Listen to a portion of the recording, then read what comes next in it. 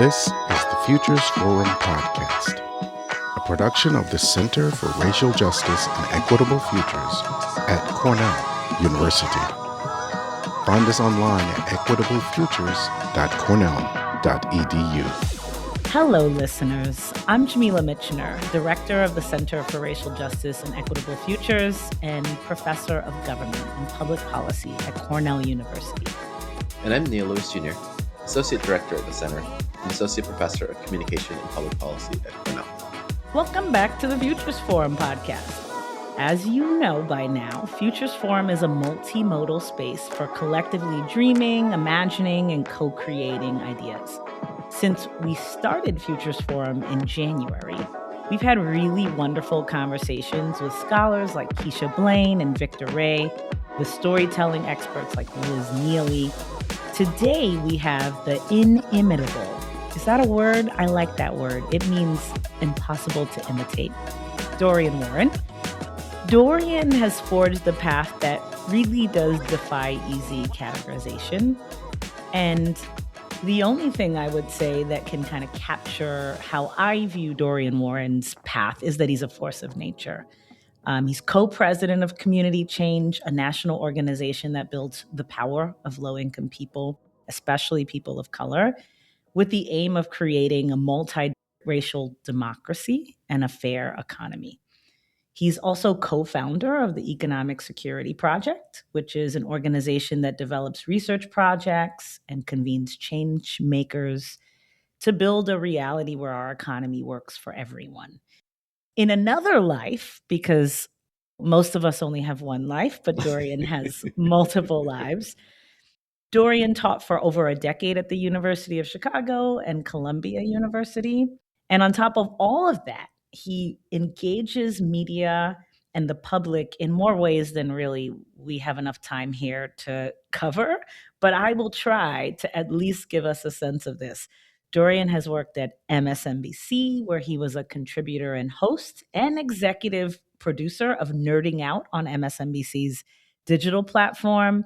He co-hosts the Systems Check podcast through The Nation, the Deep Dive podcast through The Takeaway, and he's appeared on You Name the Television Station, and Dorian has appeared on it over the years.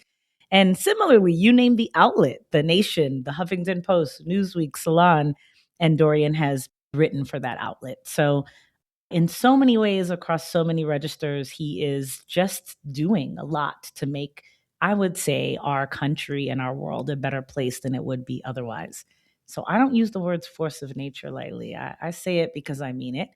We're really thrilled to talk to Dorian today about organizing, transformational change for racial justice, and I'm sure so much more. Welcome to the show, Dorian.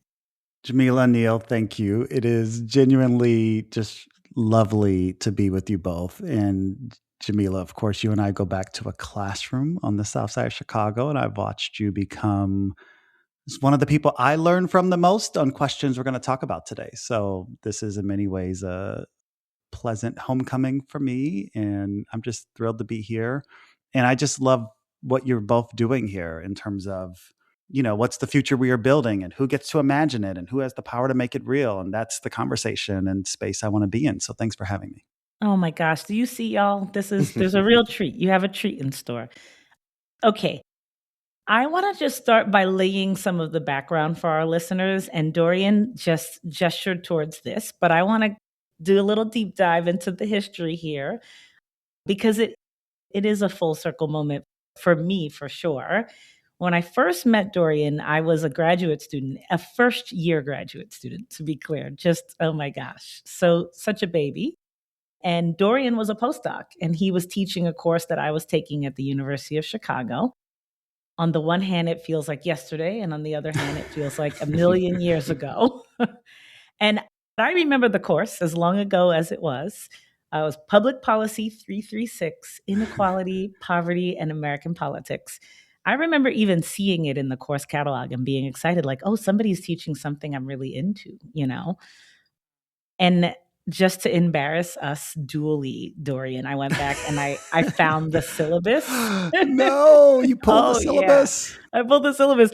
The scope was astounding. We read everyone from James Madison to Alexis de Tocqueville to John Rawls to William Julius Wilson. I mean, so much to learn. It was a real tour de force. And I remember learning a lot, but more than anything else, I really came away with a deep respect for Dorian. I was super intimidated by his brilliance. I remember thinking, I'm never going to know as much as he knows. That remains true. But really a deep respect for him as a scholar, of course, but also as someone who was very clearly, deeply, and personally committed to racial and economic justice. And I shared those commitments, and it was meaningful at that time, and it continues to be meaningful now to see someone living those commitments out in what they did every day. So that is why when we were thinking who would be great to have on Futures Forum, I was like, what about Dorian Warren? Well, just if I could quickly say, I can't believe you pulled the syllabus. I'm a little nervous that you're going to grade me on this conversation, but thank you, because I have very fond memories of you in that course and of that course. And in many ways, it captures like some lifelong questions that I've been pursuing that have really animated me for decades now. Like, why is inequality so durable? Why do people with less money have less formal power and get ignored by our institutions? Wonder what conditions do people organize to change all that? So thank you for that, for raising that memory. I'm not going to say how long ago it was. Nope. I didn't mention numbers. But I'm glad that you're continuing the tradition of teaching a new generation. Yeah. It's really interesting to hear a little bit about the backstory. And I'm actually going to keep asking questions in that direction because I don't know you as well as Jamila does. I'd like to, but so I want to hear some more. So can you say a bit about your origin story? This is sort of a question we like to ask people when they come on the show. You were in academia, you've been in media, you're in social movements and organizing. What brought you down these paths and like what motivates you to do all of these things? Thanks for that question, Neil. I usually start my origin story on the south side of Chicago because that's where my own political imagination was formed. And I think there's a way in which growing up, I just kind of understood in my bones that the conditions that people live in aren't accidents. They're choices, and usually policy choices. And, growing up in the south side of Chicago, I, as a young child, understood there were some places that got investment and there were some places that didn't. There were some neighborhoods that got the school and there were others that got the highway. And so I just kind of grew up in that context. It's important for me to say I was raised by powerful Black women. My mother was a Chicago public school teacher and a union member for over 4 decades. My maternal grandmother also raised me, but 3 of my 4 grandparents were janitors in Chicago, and they were early members of their union, SEIU Local 1. And they're part of like a long and familiar story, I think, for many of us. My grandparents came north during the early part of the Great Migration from World War I, during World War I, escaping racial terrorism and racial authoritarianism in the South. And I'll just say, like, my own family story isn't a traditional sort of American dream story. It really is a story about racial capitalism, about racial authoritarianism. It's a story about migration. It's a story about labor and worker power and unions. It's a story about public institutions and public goods. And of course, it's a story about collective memory and organized struggle. So I'll just maybe close with this. My earliest political memory is walking picket lines with my mother. And I didn't have the language then for like, what is collective bargaining or what is countervailing power? But I think I understood something really basic, and that is simply when people stand together or organize together, they can change the terms of their lives. So that's my origin story. And then I have gone to many different places and institutions, but I think what motivates me is pretty simple, and that's just a belief that ordinary people already have the wisdom to diagnose what's wrong with our democracy and economy, and that ordinary people also, with organization and strategy, can change the conditions in terms of their lives. Yeah, that's really powerful. Thanks for sharing that. And, it connects to another theme that has been coming up across a number of these episodes now. When Victor Ray was here, he talked about those early childhood memories as well, shaping the way that he came to understand race and racism in America, and how that different people get treated in different ways as a function of what people see and so forth. We had Liz Neely recently talking about the experience growing up in Germany, actually, and seeing how things were playing out there. And that became a formative moment for her. So now, connecting to what you just shared, the experience of growing up with union members, fighting for collective power and so forth, as someone who's broadly interested in how we come to make meaning of the world, I always find it fascinating to hear about those sort of starting conditions, if you will, that sort of shape the way that we start to see what's going on, and so forth. So thanks for sharing that. Yeah, and it's fascinating to me. I love what you said, Dorian. Like some people get the school, some people get the highway. Yeah. And that is apparent to us, even from a very young age, and sometimes it Mm-hmm. takes like a catalyzing moment to really draw it out, but that shapes how we understand who we are in the world and who and what is for and against us, and so I love that. On this point, Go ahead. Jamila, just quickly, because I think about this constantly, and you're a parent, and I don't know if you're a parent as well, Neil, but I live now in Washington, D.C. I spent a lot of time last year going back and forth between D.C. and Chicago because my mother was very sick. I have a 5-year-old daughter who's very aware. And I like to remind people that between D.C. and Chicago, I was going back and forth between two militarily occupied cities. And for my 5-year-old, and she would go on these trips with me, even when we just, I could taking her to school or around town in DC, she'll see National Guard on the streets. Yeah. And in her mind, she says, "Oh, look, there are Trump cops." And that's Oh. how she understands what she's witnessing on almost a daily basis. And it's, I can't have the conversation with her yet, but it is normal for her, but it's not normal for us. Yeah. And I want to figure out a way to not make it normal for her, but it's really challenging. So I just had to interject that because when you see through a child's eyes, I learn a lot. Let me just say it that way. I learn a lot about how they're making meaning. Young people are making meaning and processing the world. And it's hard as a parent to figure out what's the story I want to tell her to help her make sense of it. So sorry to interrupt you, but I just had to, No, this is she sees great. Trump cops every day on the street and it's like a thing. And that's not a world I imagined I would have to explain to a child. Yes.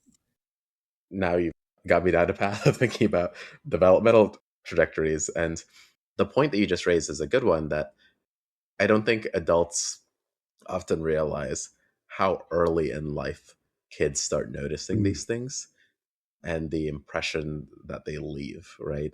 So, I've written some in the space on implicit biases and so forth. And in those conversations and in that research literature, one of the things that always shocks people is like how early in life those things start showing up. There's famous studies about 6-year-olds showing these biases. They're picking up on the world they're living in too, right? And that's one way of sort of thinking about like, it's not just the adults that are having these conversations and these realizations, young people are having them too. And that happens in multiple directions, right? You shared the story of your daughter and the Trump cops as she sees them. But I also remember during graduate school on the other end, I was in a stereotyping and prejudice lab.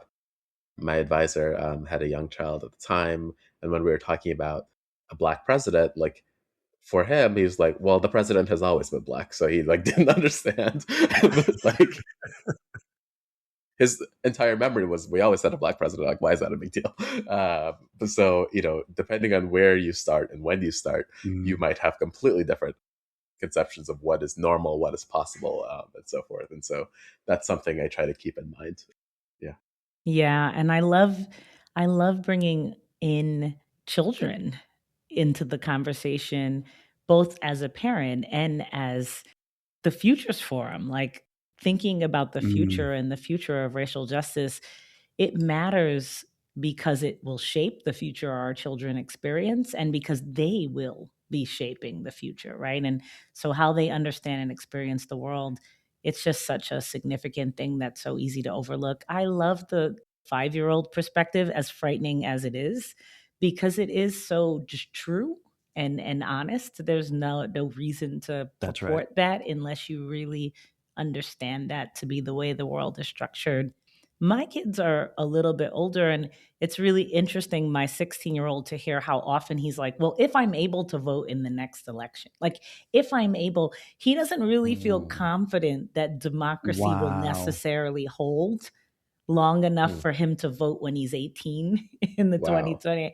So he always caveats voting, and then always has these conversations like, if I can vote, like, why should I? Like, Mm. what it, and The we just, child of a political scientist. Wow. I know. That's And stunning. that could be Yeah. interpreted as a failure, Neil. No. Or- That's not how I meant it. But I'm like, if that's what your son is thinking about, I'm thinking more broadly. Like, this is a house where you're constantly having conversations about the importance of political participation and so forth. So it's fascinating. Although I think he also sees the electoral system in the US as like limited, and so wants to think beyond voting, which that's the part that I'm proud of. But yeah, these complexities, to see our children navigate them at all ages and stages, is, I'll never forget the 2016 election. He was 5 or 6. He was in kindergarten, and I took him to the polling place with me. And when we were walking, he said, "Mom, Trump's going to win." And it was like 7 in the morning. There's no way he could have known this. And I said, "Well, why?" And he said, "Look at all the pickup trucks in the parking lot." And to him, the pickup trucks were an indication of who was showing. And it's like, I mean, he wasn't wrong, Anyway, I know this is a digression, but digressions are sometimes where you find the most important and interesting parts of the conversation. So I don't mind it at all. Along the similar lines, especially around my son's kind of cynicism around voting, and even the kind of political cynicism that I would imagine is going to be hard for most young people to avoid, given the context that they're growing up in. It just makes me think about the fact that there are really varied approaches to how we understand achieving racial justice, right? And we could think of that in terms of elections or, being a politician, an elected official. We could think about it in terms of advocacy. But you take a very particular approach in your role at Community Change. And that really leans into grassroots organizing on the ground in communities, especially low-income communities and communities of color. And can you tell us what that really is, especially for folks who might not be familiar? A lot of people, it's like, well, Obama was an organizer, and they don't know much more than that. But what is organizing? How does it work? Why is it important to understand that in this moment in particular? It's a great question because organizing gets used very loosely, which is okay, but I want to try to be somewhat precise here. So, first thing I would say is organizing is not mobilizing. So, let's make that distinction between organizing and mobilizing. Mobilizing is turning out people who already maybe agree with you to like a march or a rally. It's kind of like an event. Organizing is a bit different. Organizing is building a durable structure in relationships. So it's a combination of identifying people who might be directly affected by an issue in their lives, developing their leadership, building relationships. Often in my trade now, it's creating an organization of people that can act together over time, long after the rally ends. And as people in my world like to say, relationships are infrastructure. So think of it as sort of the connections between neighbors. There's trust. There's maybe, particularly in Black communities, there's sort of a collective memory of a community that knows how to fight. And all of this work of organizing, of fostering relationships, of developing leadership skills, those are all things that are essential to democracy, as much as like voting booths. So how does it work? Let me get a little more granular. Organizing starts with a conversation. What's a problem in your life? Who has the power to fix it?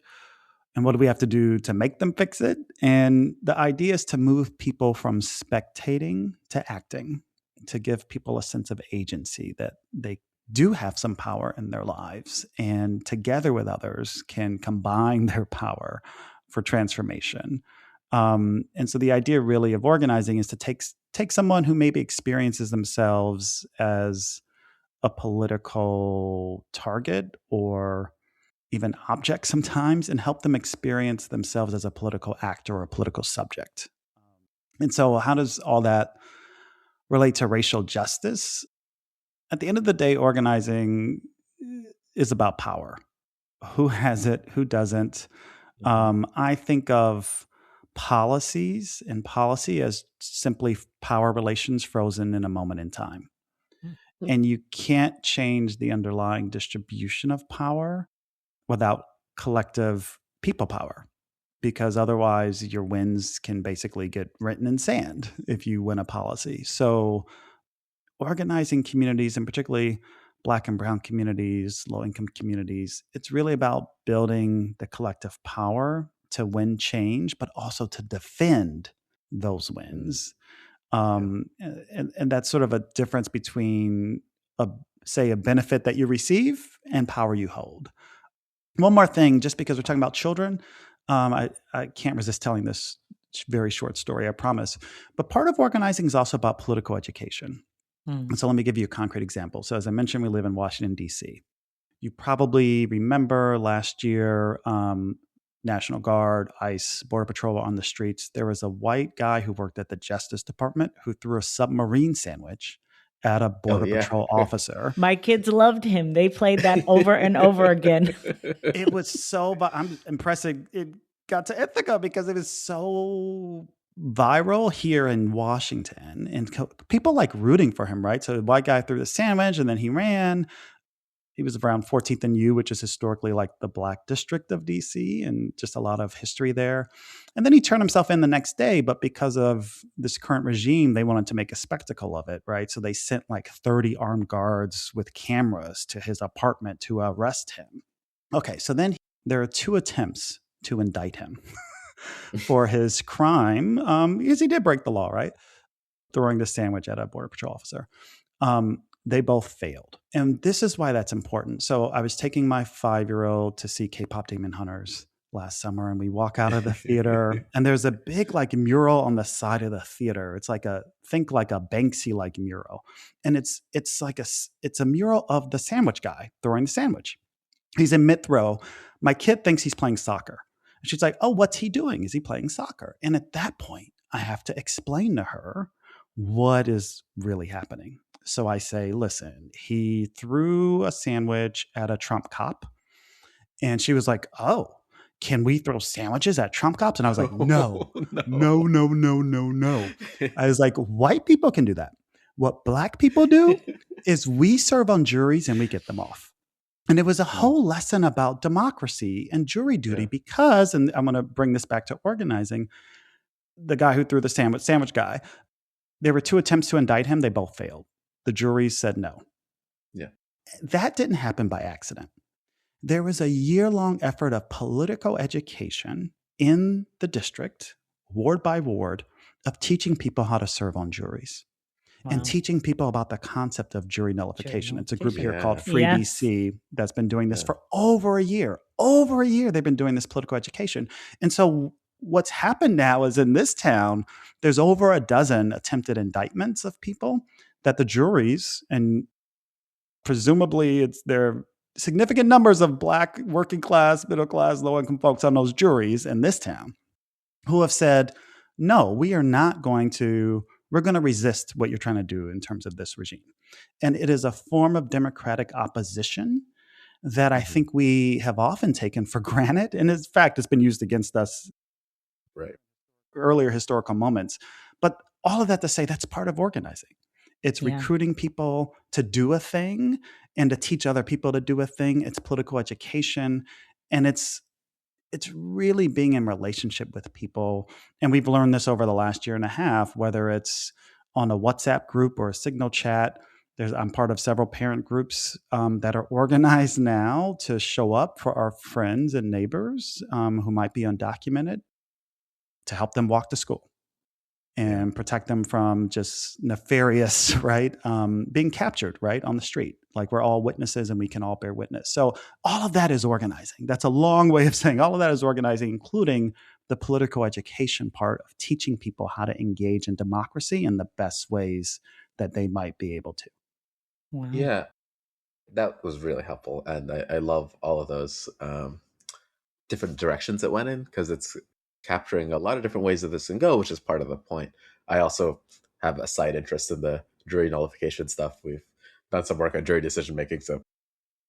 But one of the things I want to sort of drill into a bit here is the scale of this, because I think that's a tension right now in our broader society and how to respond to these things.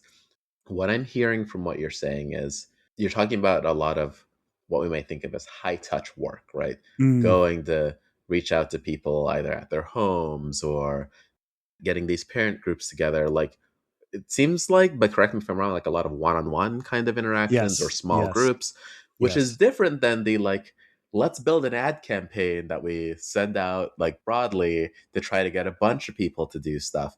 That's a tension that I know comes up a lot in at least my field. The behavioral sciences are always talking about levels of scale and like what's the best way to do things. And at least funders love scale, love big scale things. I have my own feelings about that, but I would just love for you to talk through how we should think about the scales for really organizing people, especially organizing people around issues of justice, as you're talking about. Neil, you're pointing out, I think, what is probably an inevitable tension that probably never goes away. Two quick thoughts. One is, in my world, we care a lot about scale. We don't have enough people organized to make change. And we like talking to ourselves and singing to the choir when we need to expand the choir. So there is, in my world, for some of us, sort of a relentless push to recruit new people to our movement.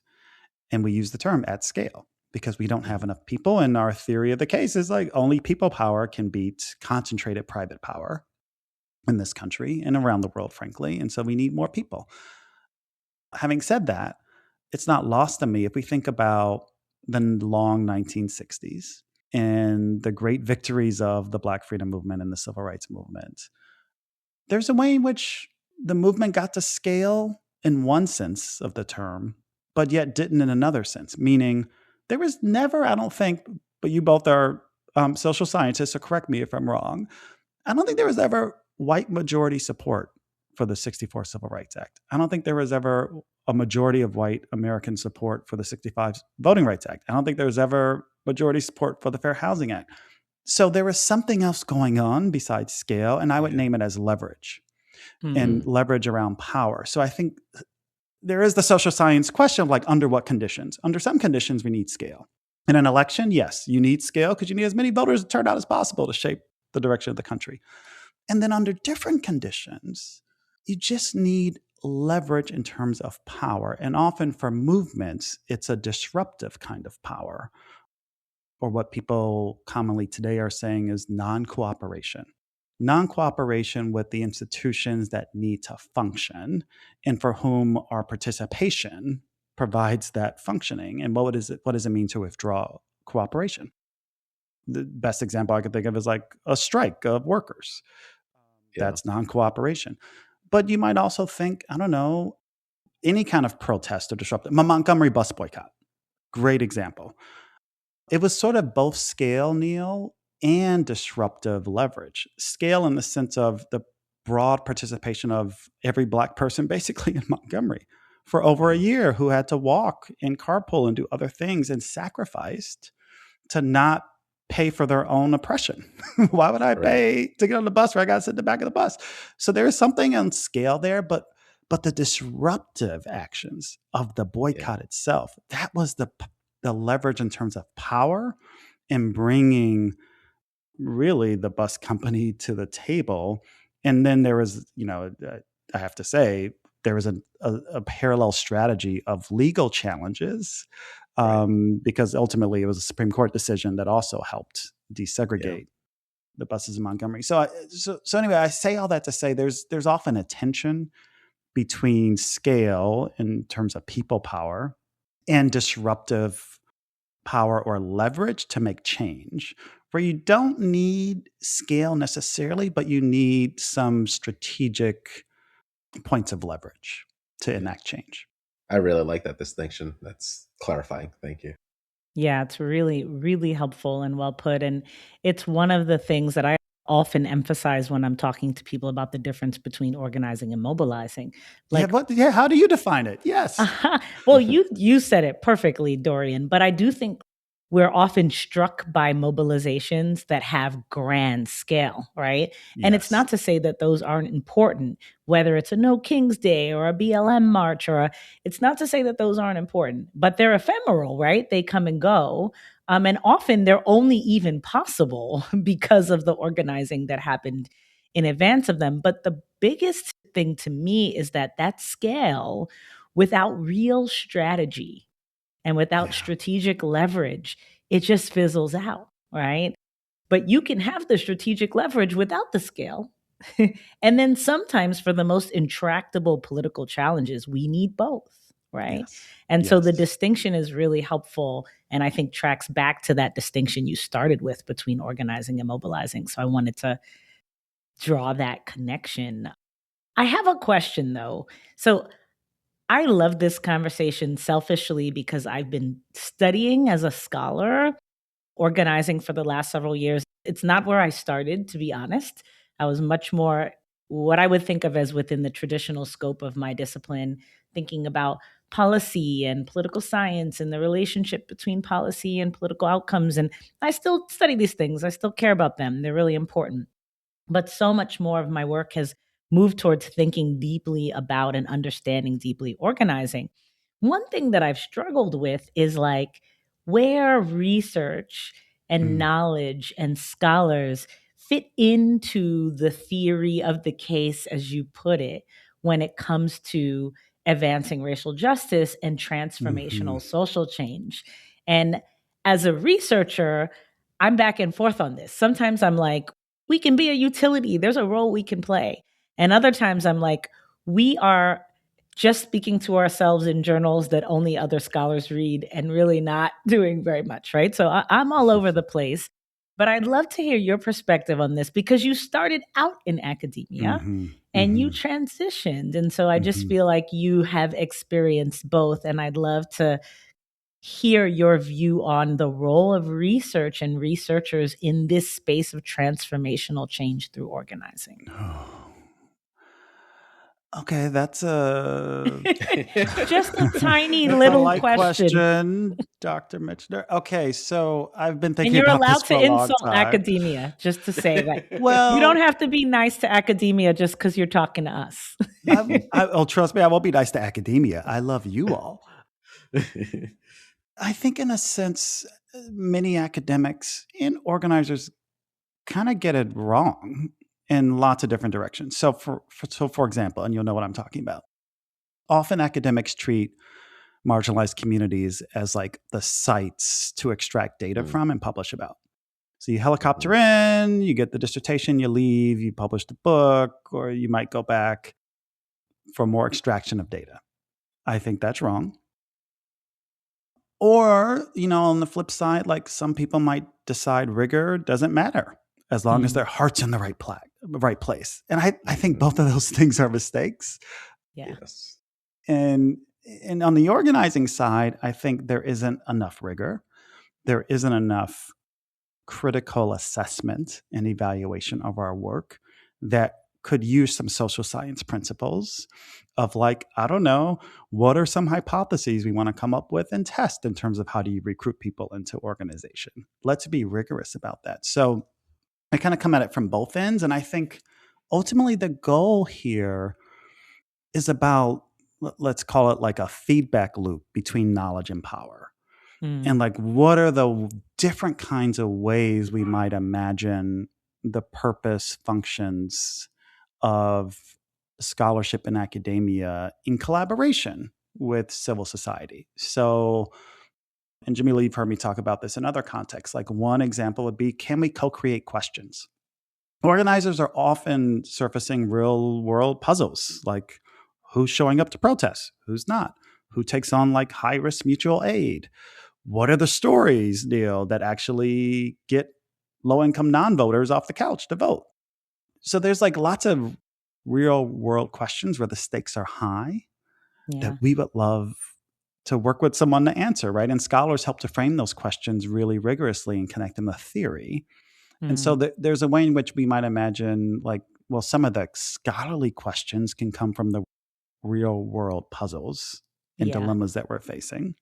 Another way to think about it is how do we, embed research in organizing infrastructure, meaning how do we partner? How would a community organization partner with a scholar, not just as a one-off, but over a sustained period of time to really understand, hey, this is the goal or the North Star or the outcome you want. Let's like think about how we research it in a rigorous way to let you know how you're doing.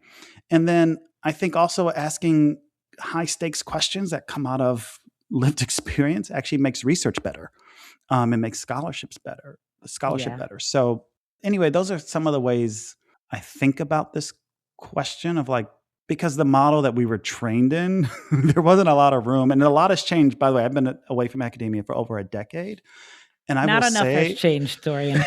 but here's one change: the fact we're sitting here on this podcast, that's a huge change in terms of the role of the public intellectual and engaging on a wider public beyond just a narrow scholarly audience. Like there wasn't the same, there were more constraints 20 years ago. That's right. On this kind of work than there is now, it seems, but you both tell me if that's not true. And it's a wealth for me. I'm like, I'm thrilled to see it. I'm like, oh my gosh, like I felt lonely 15 years ago. I bet.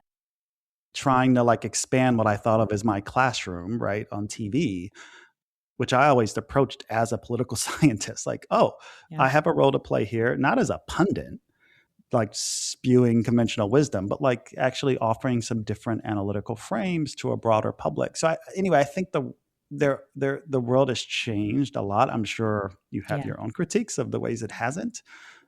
But anyway, all of this is like, ultimately we should have an experimental ethos, just I think as a general matter on how we engage civil society and vice versa. Oh my goodness. Gold. Yeah. There's a lot there. And just starting with the last point, that reminds me of something my colleague Nathan Matthias often talks about, as he describes it as this obligation to experiment, that you know, whether you're in corporate America, whether in civil society, lots of people have good intentions, and the history of the world is filled with good intentions that have gone wrong. And so if you really have those good intentions and you really want them to carry out your goals, you need to experiment to figure out what actually works and what doesn't. And that's true regardless of what sector you're in. So yeah, that resonates a lot. I want to add a layer here, because you haven't just been in academia, you haven't just been in organizing, you've had a very public media life too. And that dimension adds something else to this mix that I'd like you to sort of talk about. Like, you mentioned stories a bit in your last answer. Like, what role do you think storytelling, narratives plays in all of this? Communication scholar, so I study this from my own perspective, but I'd love to hear from you, like, as someone who's been in all these spaces, like, what role do you think media and storytelling plays with research and organizing? And how do all those things kind of fit together in your model of social change? Professor Lewis, you are the communication scholar, so you know better than I do. I want to know your answer to this too.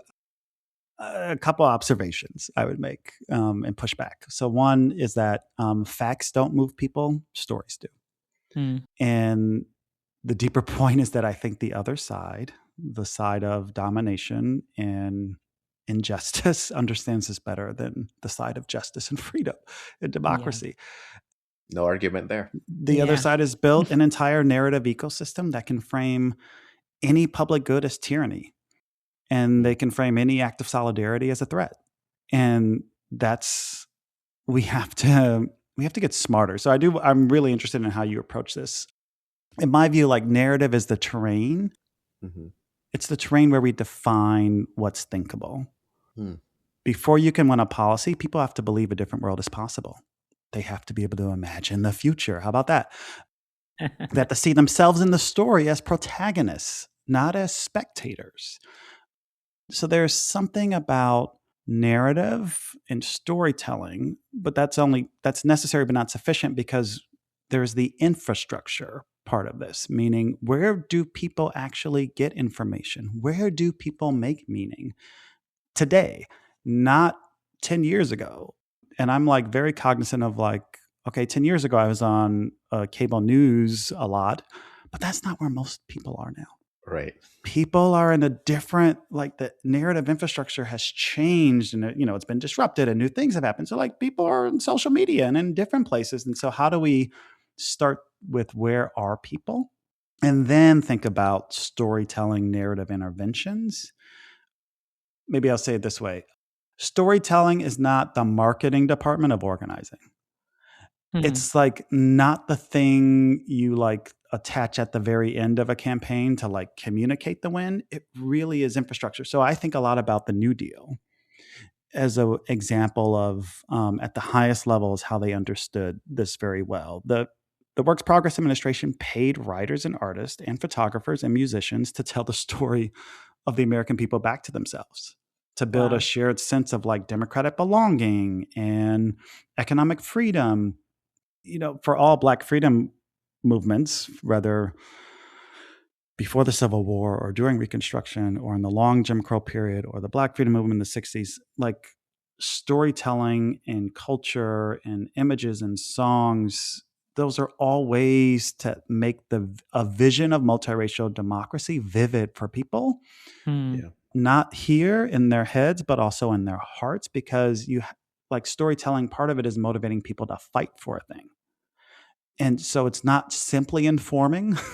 It's storytelling to elicit an emotional in addition to a logical reaction. But it's really about asking people to see themselves in a story and to see themselves with agency, and really an invitation for them to take collective action. That's like narrative power and storytelling, I think, at its best. Yeah. Yeah, no, that's really helpful to hear. And also connects back to, I think, what you were talking about in terms of leverage earlier in the conversation. Like I think of storytelling as one of those sources of leverage in social movements for all the reasons that you're talking about, right? And I love this line about it's not the marketing department at the end. That people, you're right, need visions of something, and what ultimately changes the world is like which of those visions win. I was having a conversation with our graduate students and postdocs yesterday who are in the Action Research Collaborative, and we were talking about one of the things that's happening right now is the story that the oligarchs are trying to tell, right? Like the story of AI is it's a very powerful story. And to your point on stories being more powerful than fact, when you look at the underlying facts, they are not they would not suggest that we would be moving and investing as much money as we are if it was just about the facts. Like where's the energy going to come from for these things? Haven't figured that out yet. Like what's going to happen in terms of its effects on humanity? Look at the facts, look pretty bleak, but it doesn't matter. These companies are telling these powerful stories and have lined up all the money behind those stories, even though there seems to be mass resistance to this. So this point of like the stories really matter is one that I think we can't lose sight of. And someone's always trying to tell a story, and who gets to build that matters a great deal. Where in this moment in society where it's the stories told by these companies and these very few powerful and wealthy actors, but there are other stories that can be written by the people too. That's a soapbox that I've been on. So. Can I add another part to your? I'll get on my soapbox for 1 second, because I like, as a badge of honor, I don't talk about this a lot, but so I co-wrote a book in 2017 called The Hidden Rules of Race. I'm very proud that Secretary of Defense Pete Hegseth has banned my book. I'm on the banned book list from the Naval Academy. And like, when I first learned, I was like, oh, wow, that's like, okay. And then I was thinking, oh, this is familiar. The erasure of stories Yeah. and knowledge is another kind of, I don't know how we put it. It's like a strategy around storytelling to erase stories Hmm. that could be empowering to people. And so, like, what's the reason why they're banning books? Like, this is where we are right now. They're banning books that are scary for them for whatever reason. And it just takes me back to before Reconstruction of, the fact that it was illegal for enslaved Black people to read. It was illegal Mm. for us to pass down knowledge. And so what we had to do to survive was create a whole oral tradition of storytelling, right? We were all griots in a sense of figuring out how to pass on the collective memory of struggle through storytelling when we couldn't put pen to paper because it was against the law. And so anyway, I'm just reflecting on like why the banning of books, why the banning of certain stories being told, and whose interest does that serve? And I'm Yeah. like appreciative that they're so explicit about it right now, but wow. Yeah. Yeah. So quickly jump in here. That's one of those questions I've been interested in too. And a couple of years ago, I wrote this piece at 538 before that got canceled. Yes. What happens when American children learn about racism? And that piece centered Yes. on all Yes. this research that political scientists and psychologists, political scientist Matt Nelson in particular, did these field experiments in Chicago, connecting back to both of your roots there, on where he was experimentally manipulating what kinds of history kids were exposed to in school, sort of the traditional teaching of American history or more critical versions of that history. Mm, And the upshot of that is the teaching of the more critical versions of history facilitates the kind of multiracial democracy that we're talking about, and that some people mm, don't want, right? So mhm, the critical versions of history was empowering for youth of color, but it also made white youth more sympathetic and mm, appreciative of the contributions that people of color have made throughout American history. So it's building solidarity Mm. across groups. And if mm. you think that's a good thing, then you want it. If you Yeah. think that's a terrible thing and you want domination, then you need to ban the hell out of that kind of teaching. So it's another case where the facts can be interpreted in multiple ways and be advanced in one direction or another. But anyway. Yeah. Wow. And I love where this conversation has gone. And maybe I'll wrap us with a final question, even though my every instinct is to trap Dorian in this virtual room almost indefinitely so we can keep squeezing these absolutely invaluable wisdom from him. But I won't do that. And especially this last stretch here where we've been talking about stories, who gets to create them? How do we hold on to them in the face of power that wants to erase and undermine them for their own purposes and so forth? And thinking about that together with some of the ways we've talked about children and all the kind of full conversation we've had, it strikes me that we are in a moment where the stories that are being told about racial Mm, justice, mm, both in terms of its history and what that history represents and means, but also in terms of its future, right, mhm, are very much in flux and being contended for and around. And the stakes of this are very, very high. And I think there are people who feel they can't tell these stories anymore. It's not mm, acceptable or it's dangerous to tell the stories. And it's not even clear anymore what the story is always, right? The Voting Rights Act, okay. Now that story, it feels like it's ending different, right? Civil rights movement, first Black president, all of those stories mm. feel like it's not clear what the trajectory is anymore. So maybe to wrap us up, Dorian, and this is a hard one, you can do all things, I believe. I would love to end on the affirmative note of Mm, your vision of the story of racial justice that we can build. And obviously, we will build it together. We will build it collectively. We will build it through organizing. But what is that story? in this moment, in this world where it feels like we don't know how the story ends anymore. And I was never a fan of the linear, progressive racial justice narrative. But now more than ever, it's like, wait a minute, I'm not sure that we can get there. What is the path? What is the story that we should be aspiring towards when it comes to racial justice? Jamila, I don't know. Yeah. But I have some hypotheses that we should be testing hypotheses. That's a theme of this conversation. I've been thinking a lot in terms of this current regime, in terms of the Calais decision, in terms of just the last couple of weeks, we've been witness to the attempt to create a $1.8 billion slush fund, which I've been calling like the white reparations fund for the January 6ers. But I mean, that is what it is. So you both will appreciate this reference. I've been thinking a lot about the C. Van Woodward book, The Strange Career of Jim Crow. And I've been thinking alternatively, like, this is a very familiar story of Jim Crow. Yeah. And it's very familiar, even if I've traced my family history past back in history, like 7 generations before the Civil War. I can even trace one side of my family to the Revolutionary War. Wow. All that to say, the history gives me clarity in a sense. One, we've been here before. We've had 2 reconstructions. We had a reconstruction after the Civil War, and then we had a reconstruction again in the 60s, 100 years later, after the Civil Rights era. And for sure, both were real structural advances towards multiracial democracy.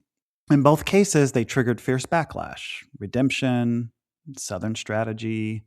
Most recently, we would add mass incarceration in Shelby County and Calais, right? So that's like the rhythm of American democracy, like 2 steps forward, often 2 steps back or 3 steps back.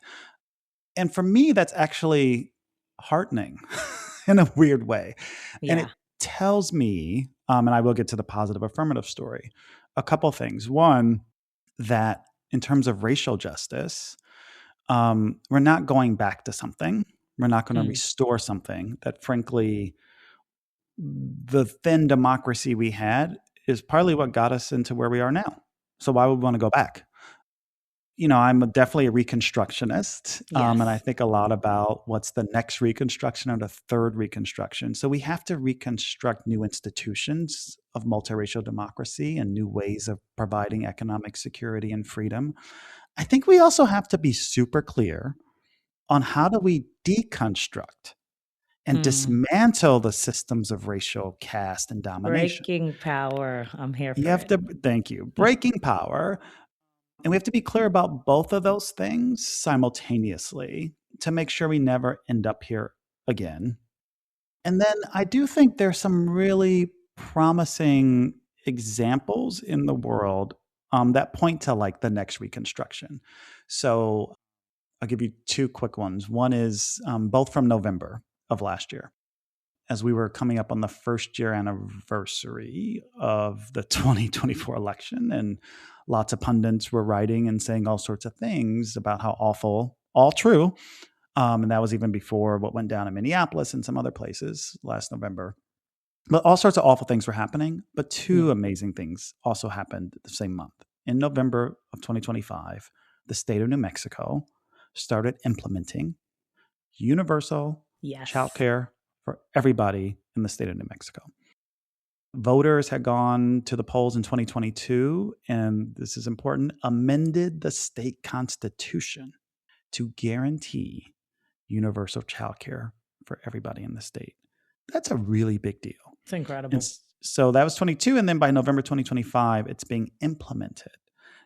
Now, there's lots of challenges of implementation, as you well know, both of you, but that's like an example of like, oh, the next reconstruction's already here.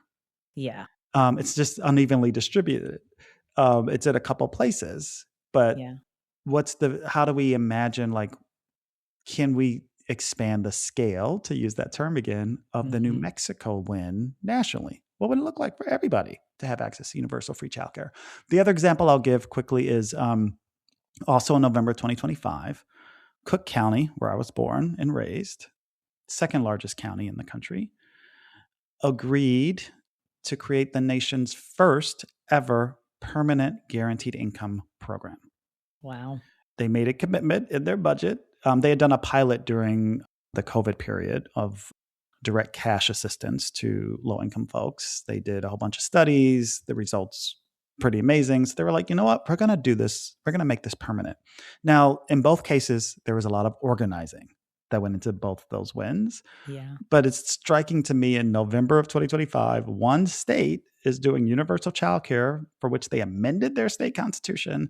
And another place, Cook County, they agreed to do a permanent guaranteed income. Those are both like visions of the future that are being implemented in real time. And so that's like the note that I want to leave you on. And it's a very common story that you both know of, like progressive federalism. Like, how do you create breakthroughs at the local or state level that then later on could be scaled up, Neil, in terms of federal power and policy? But I would leave you with those two examples. There's many more, by the way. Yeah. In lots of places of just like the resistance to ICE and Border Patrol and lots of communities around the country. That's also very helpful to me. But there's just lots to be hopeful about, but it's going to take work. And by work, I mean organizing and mobilizing in very strategic ways. Yeah. Wow. What a perfect note to wrap on. And I appreciate you both pointing to the hope that is in the history. Like, we've been here before. We've done hard things. We can do them again. And the hope that is in the present, right? That's not all doom and gloom. So many people are doing incredible things right now and forging the future that we want to see. So how can we scale it? How can we contribute to it? Oh my gosh, Dorian, you've given us so much, as I knew you would. I'm not always right, but there are some things I'm always right about. When I say great things about Neil Lewis, I'm always right. When I say great things about Dorian Warren, I'm always right. I'm really grateful to have you on the podcast today, and even more grateful for the powerful work that you're doing in the world to forge just and equitable futures, Dorian. Thank you. Yeah, thank you so much. It's an honor to join you both. Thank you for all the work you are doing. It's an honor to be on this podcast, and I hope you invite me back sometime. Oh my gosh, you don't have to tell me twice. Yes. You have been listening to the Futures Forum podcast, a production of the Center for Racial Justice and Equitable Futures at Cornell University. Find us online at equitablefutures.cornell.edu.